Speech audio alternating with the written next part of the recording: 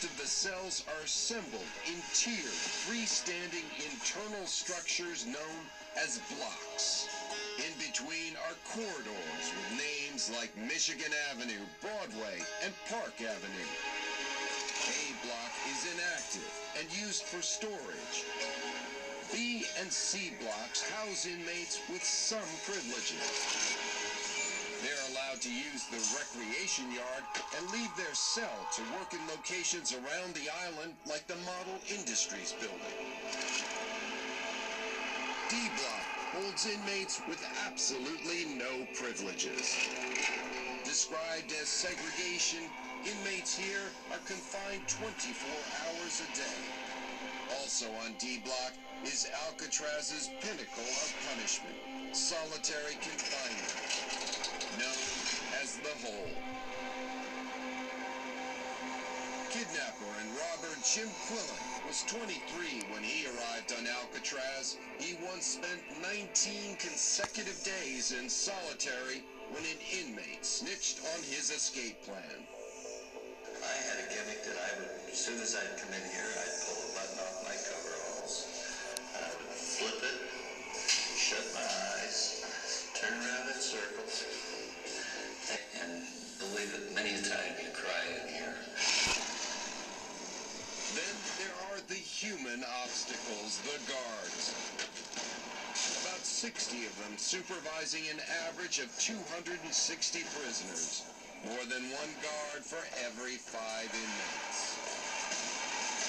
The officers constantly count and check, and in the early days enforce complete silence. The biggest factor here on Alcatraz, they used to count you every hour on the hour. So really all you had was 1 hour to get a head start. The guards frequently carry weapons and often are stationed in protective cages like the cell house gun gallery and the island's guard towers. And if necessary, they will shoot. The guards, they can hit a deer pretty easy or a target. I've seen 50 of them shoot round after round at an escaping convict.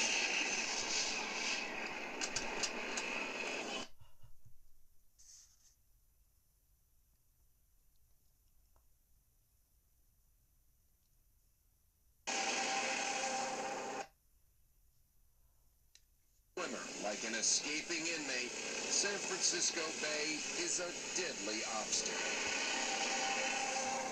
Alcatraz put there for a reason because the water was a big barrier to anybody escaping. The water, first of all, is really cold.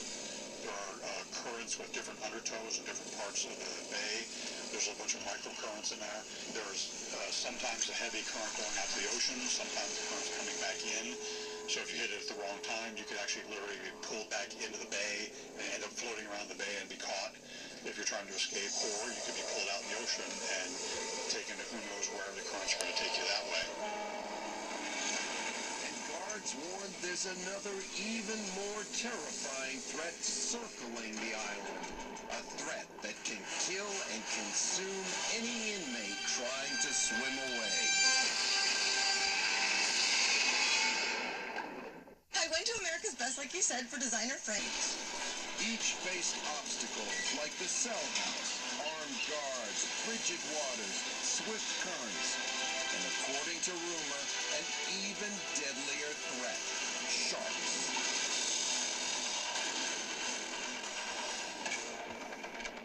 From the day one you came here, they always had the word spread between the prisoners and the officers that there were sharks in the water around Alcatraz, and that if you did get away from the prison, that you would be eaten by the sharks. And this, we believed it. I believed it. Everyone believed it. And this was the single most psychological weapon that the prison authorities had.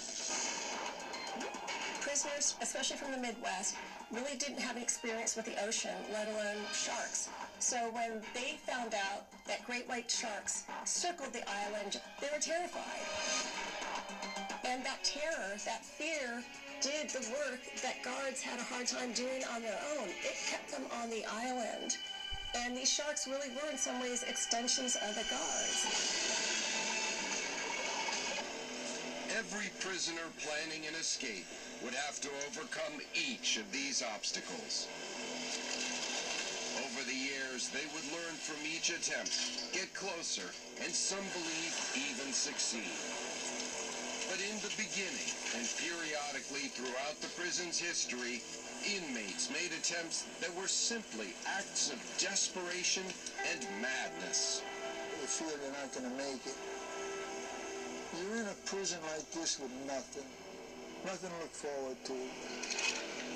The monotony of the routine is a killer. I mean, it's a killer. It wasn't a life.